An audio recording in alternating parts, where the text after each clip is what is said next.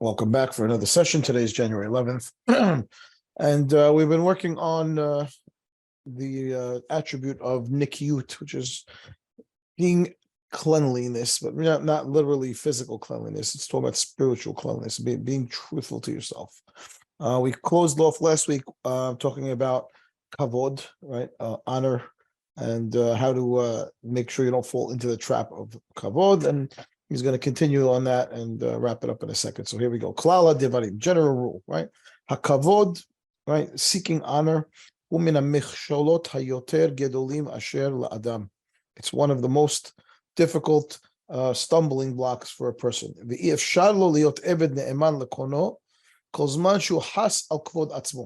It's impossible to be a loyal servant of Hashem, right? Anytime the person is looking out for his own kavod.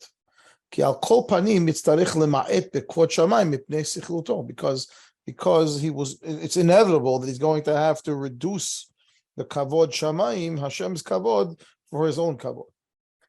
This is what David HaMelech says, Alav Hashalom, v'nakloti od mizot hayiti shval me'inai. I was nakel, I made myself small, right? And I looked at myself like I was something other than the king. Someone actually asked me this question yesterday about David HaMelech.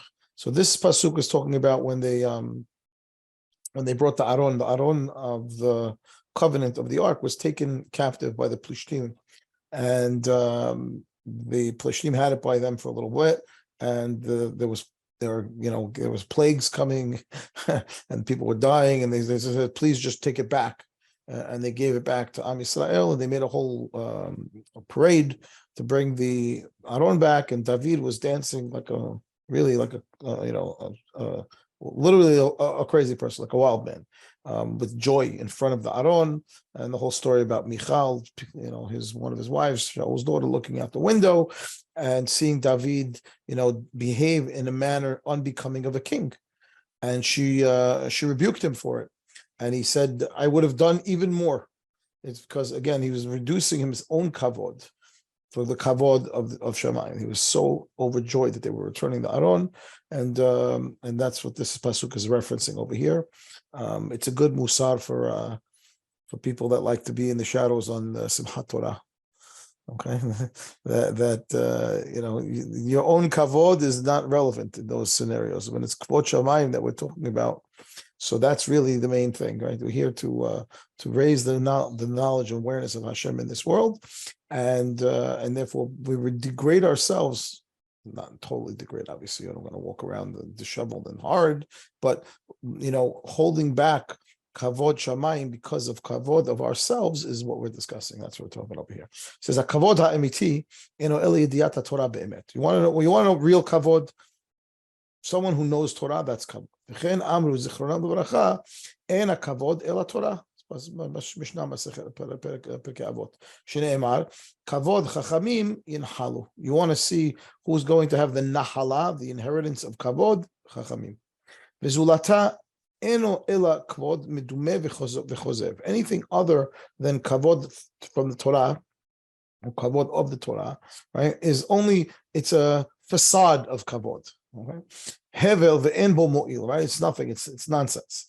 Ve'ra'ui hanaki linakot litahed mimenu, person who is trying to become naki and purify himself and clean himself, right, has to try to get rid of this desire for kavod altogether. Not easily done, but that's what he says. V'hine, he says up to here, says the Ramchal, kalalti ad hena rabim miprateh nikiyut, right? I've already given you many clauses, many rules about how to become what's called naki, right? Pure. Binyan av l'chol sh'ara mitzvot. So he didn't go through every single mitzvah. He went through the main ones and the main pitfalls. And he says, learn from here, right? From all to apply to any other attribute. Yishma chacham v'yosef lekach. Someone who's smart will learn here and be able to apply it elsewhere. V'navon tahpolot yikneh, right? Someone who has binah, knowledge, can make that leap and apply it elsewhere. V'hine, eneni yachol lakchish sheyesh ksat torach la'adam lahagia lanikiyut. Says, I'm not going to tell you that this is easy to do, right? For sure, it's not easy. Af al pichen, nevertheless, he says, It's not as bad as you think, is what he's saying. I know it's hard, but it's not as bad as you think. Since the thought of trying to be naki is harder than actually trying to be naki. Because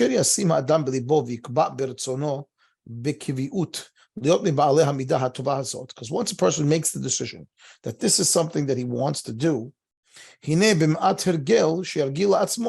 takes a little bit, in the beginning to get used to it, but once you get used to it, he says, you'll see that it's much easier, right, than he thought. You want to know if I'm telling the truth? The only way to know is to test me. Try it, he says. Try it, and you'll see that it gets easy. Okay. We're moving on to the next attribute. So we're done with, actually, we're not moving on. We're moving to the acquisition of nikiyut. He first defined what it was. He told us what the pitfalls are, and now he's telling us how to acquire it. He says, you want to acquire this attribute of being somebody that is pure-minded, we're talking about. The only way to get there is to read the writings of the rabbis. Whether it's laws of the Torah, or it is morals of their moral teachings. Once you've realized that this is something that you need to do, and it's necessary. Those are the first two that we've through attributes that we talked about before. Zehirut, right, to be careful, and zirizut is to be proactive. By the way, I explained how to acquire them, how to stay away from the things that would stop you from acquiring them. There aren't really that many pitfalls in trying to acquire this attribute of pure-minded. You need to know the halachot, right, and the details of the halachot in order to do them properly, so that you can be careful with all of them. You have to know the halachot, you have to learn the halachot to be able to to do them properly. Right, the different details involved. How far, where, how do you properly fulfill whatever it is, the mitzvah that you're trying to do.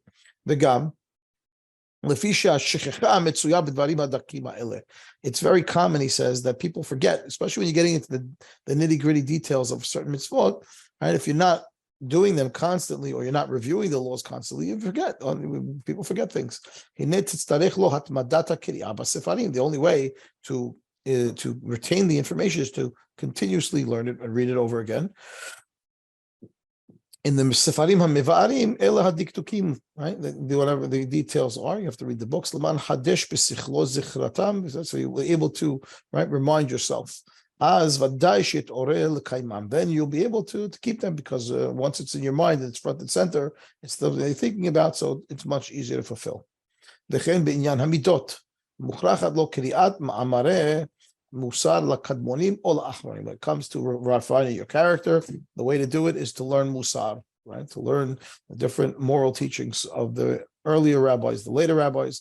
Ki pa'amim rabot afilu achar shikba adam be'atzmo liot min ha'medaktakim ha'nikim. Many times, even though you've decided that you want to do this, if sharlo she Hashem bepratim, that he might just be, get all boggled down in the minute details, because he didn't really learn properly. Nobody was born with all the knowledge that they need in this world. It's just not the way it works, right? It's impossible to know everything. Nobody knows everything. Even if you've learned as much as you have, nobody knows everything. Right? But when he starts to learn and to read, he'll realize what he doesn't know. He'll be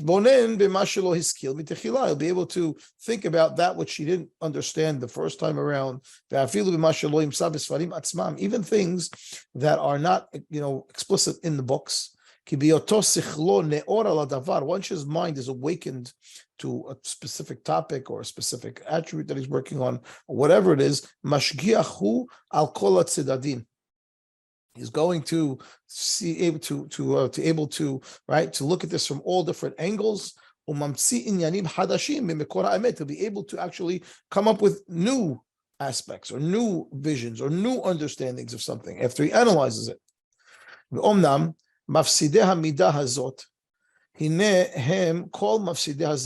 do you lose, or how is it that you would stumble when you're trying to acquire this attribute of nikiyut?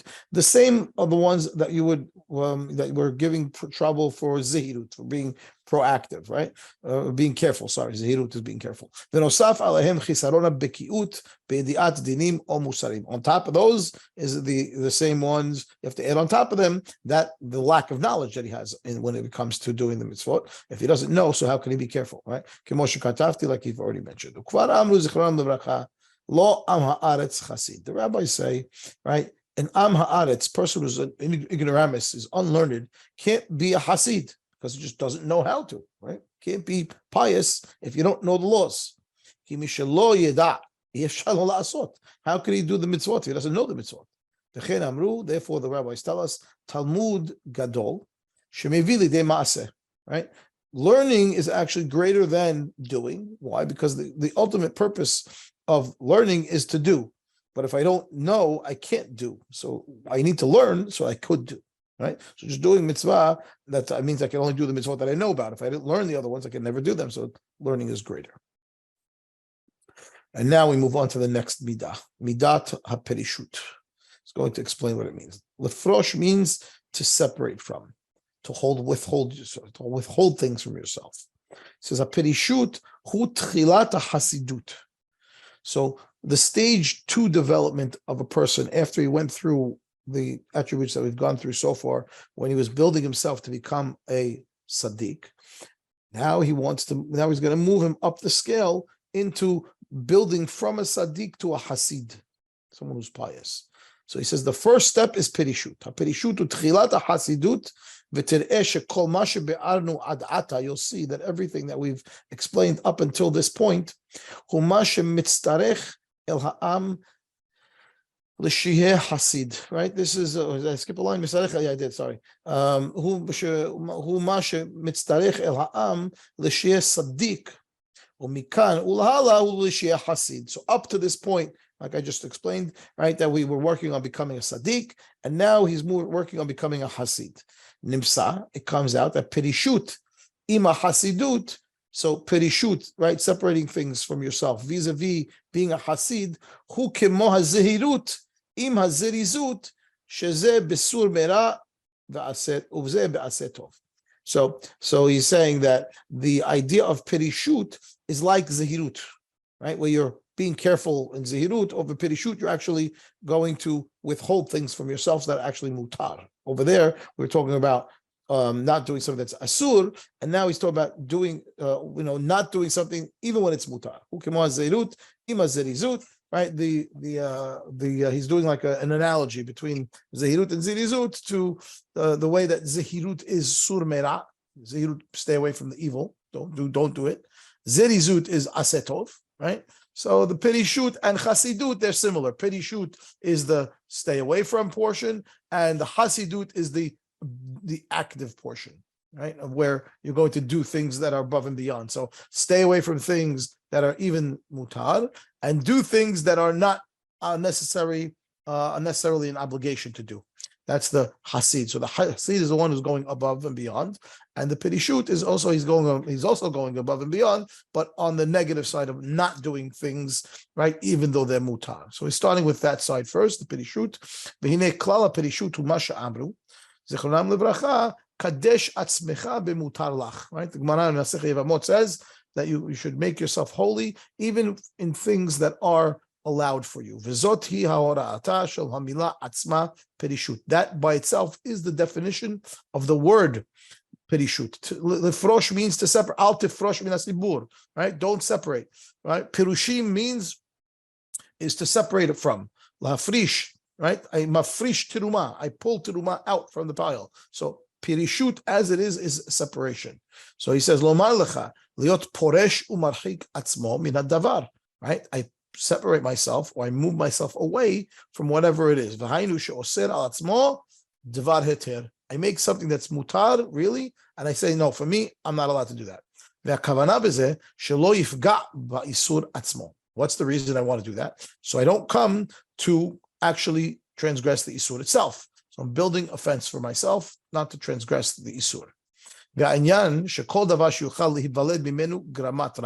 Right? The idea is that anything that could potentially cause something evil, even though right now it's not the case, since it's a potential outcome, of course, if it's really bad, of course, I'm not talking about that. But if it's even a potential for evil, that's what the idea of pirishut is. I stay away from those. He says, think about this. There are three levels. There are the things that the Torah says, asur, lo ta'aseh. There are the rabbanans, the border, the boundaries, right? The fences, right? Those are the rabbinical laws that the rabbis applied to all Am Yisrael, right? To stay away from transgressing the Deoraita law. They created a rabbinical law. And now they were saying he's telling us there's actually another level. Right, the separations, shemutal al kol parush uparush la'asot. Anyone who wants to be one of these perushim is going to add on top and make his own separations. Liot kones betoch shelo. I'm going to move back further in my own domain, something that's mutar. Uboner gedarim la'atzmo. He builds his own fences.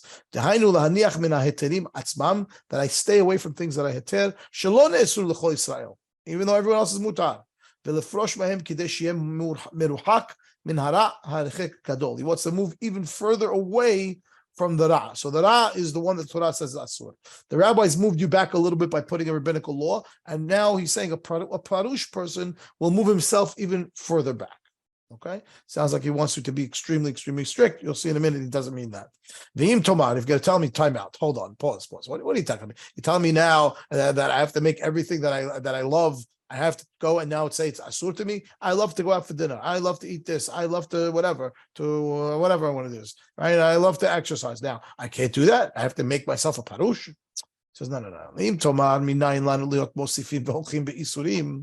Right? Well, if you're going to tell me, what are you talking about, Ramhal? Where do you get this idea that I'm obligated to now create new isurim and say things are asur for me, even though they're mutar? הרי חכמינו זיכרונם לברכה אמרו לא דייך מה שאסרה תורה שאתה בא לאסור עליך דברים אחרים. גמרא ירושלמי says, isn't it enough? The Torah didn't give you enough. Lo ta'aseh 365 is not enough for you. You need more. You got to come add your own. הרי מה שראו חכמינו זיכרונם לברכה בחוכמתם שצריך לאסור ולעשות משמרת כבר עשהו. ומה שהניחו להיתר הוא מפני שראו שהיותו ראוי להיתר ולא לאיסור. What do you? The earlier rabbis didn't know that this, whatever it is now that I want to make asur, was a potential problem.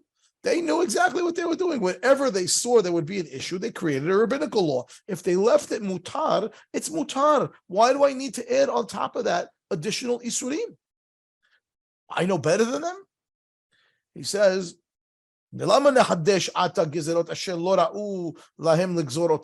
right? Why should we make a new gezerot ve'od? Furthermore, she'en gvul davar zeh. Where do you draw the limit? Where do you draw the boundary? Right? Nimsa imken ha'adam shomem u'me'uneh ve'lo neheneh min ha'olam klal. What do you tell me now? I have to sit alone in my house all day, not go anywhere, right? And in me'aneh myself, right? Suffering, and then I can't have any benefit from this whole world. Everything that's mutar, I have to make it asur. I mean, what are you talking about?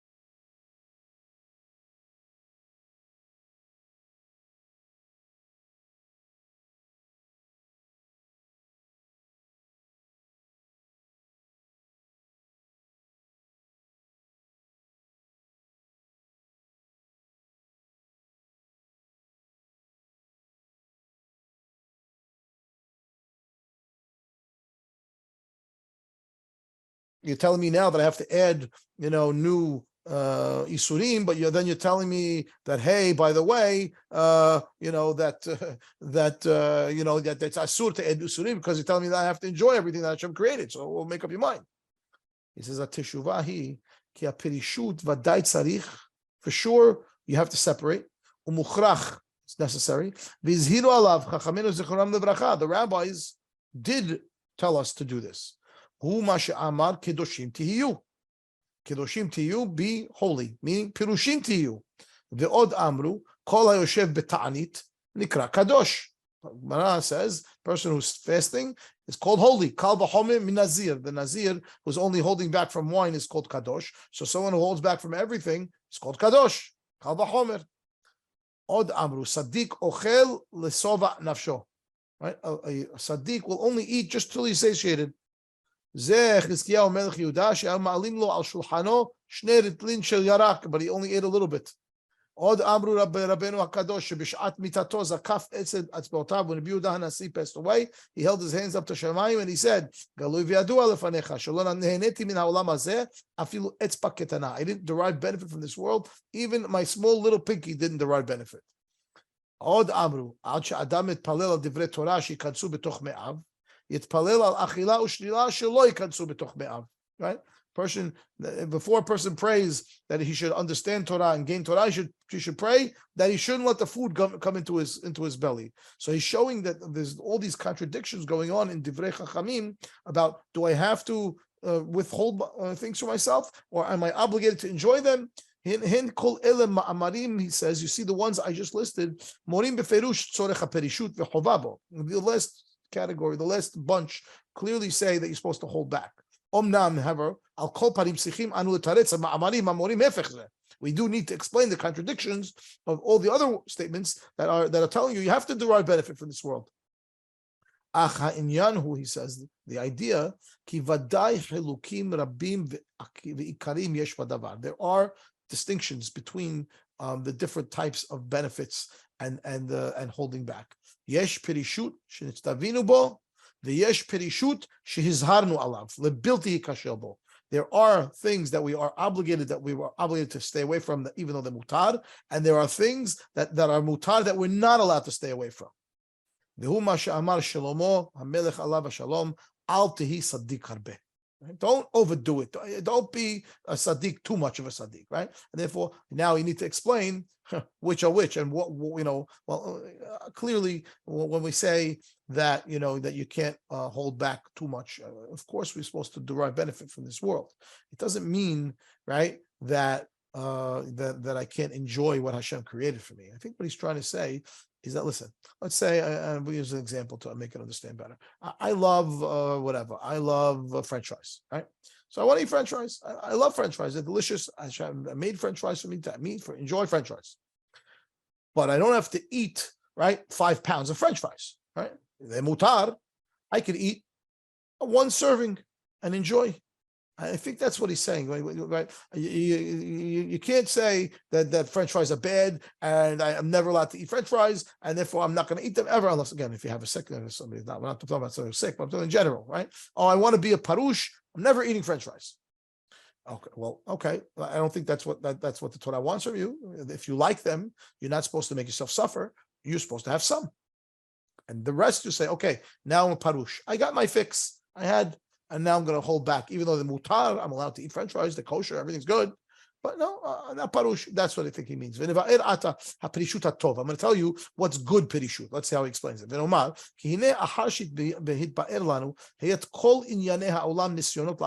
Since I've told you that everything that goes on in life is a test for a person. We already explained it earlier, proved it to you. We know that it's true.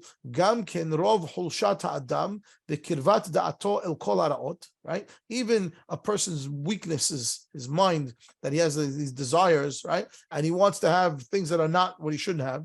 If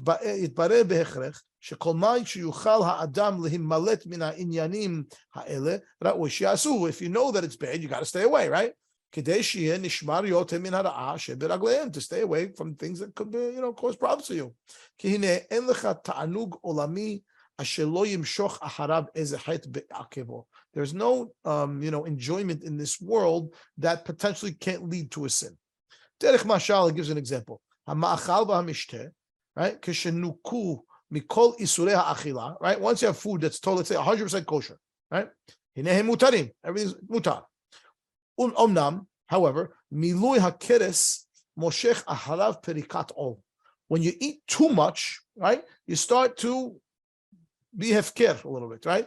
Umishte yayin moshech aharav haznut, right? So illicit relations can come out of being too drunk. Ushar minim ra'im, a lot of bad things can happen. Kol sheken b'shebiot adam margil atzmo lisboa me'achila ushtiya. Right, a person who's used to overeating and fully filling himself. If he one time doesn't fill himself up, he's going to have withdrawal, right? Right? He's forcing himself to feed his addictions. So you got to work harder, all right? To acquire, so you have enough money to fill the table the way he wants. It's potential that he's not going to be honest in business. Maybe he's going to steal something. He's going to have to swear falsely. Right? He's going to miss shul, he's going to miss class.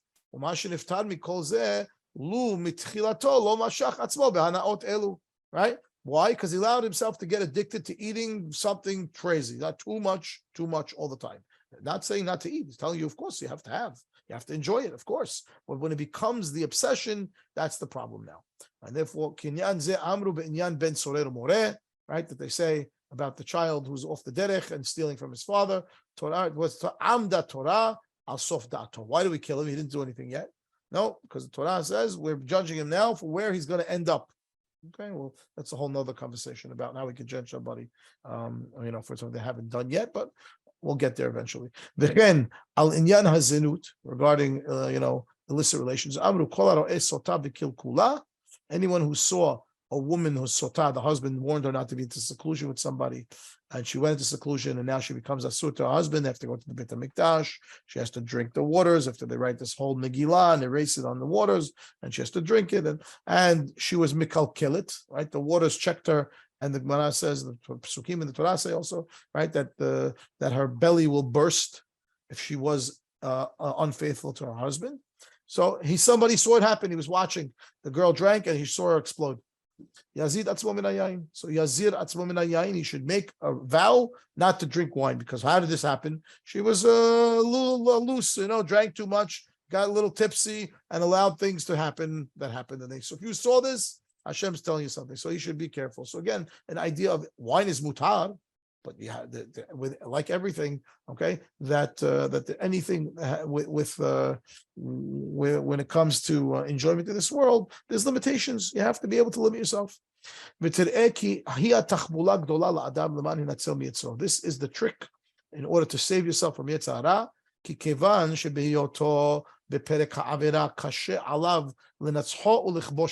When you're at the juncture and you have that decision to make, do I sin or not? Very hard to beat the Yetzer Hara at that point in time. The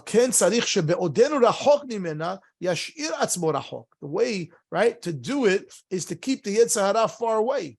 Don't let him get close to you. How do you do that? By backing yourself up further. Don't let him come close. And keep yourself. That makes it hard for the Yetzer Hara to get close to you. The person is allowed to have relations with his wife, right? He heter gamur, absolutely mutar. Omnam, however, kvar tiknu tevila leba'alei kiryin shelo yiyu talmidei chachamim mitzuyim el neshotohem ketar negolim. They instituted, right, that a person who had a seminal mission has to go to the mikveh, right? Every before to go learn Torah or whatever he wants to do for the Talmidei Chachamim, at least they have to go to the mikveh. Why? So that they don't have a relationship with their wife every single second. Lefi she'af al pi she'ma'aseh atzmo mutar. You see that even though it's mutar, kvar hu matbiya atzmo shel adam, right? Ha'ta'ava hazot. You make yourself used to having that feeling, right? And then misham yachol limashech el ha'isur. It potentially could lead to doing it in a manner that's not allowed. In ever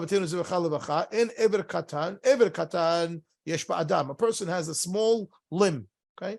Must be all ra'iv, right? If you feed him so much that he's sabeya, that is ra'iv. That's when he's hungry.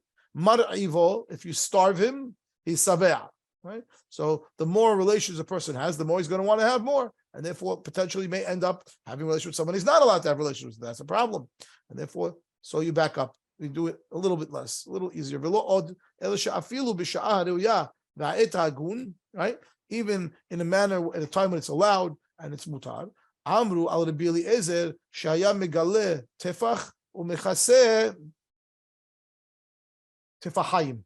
Right? He would uncover, right, only one tefach and leave two tefachim closed, covered, meaning by the place where they're having relations. V'domeh l'misha kefa'o shed, and he would still behave like he was possessed by a demon.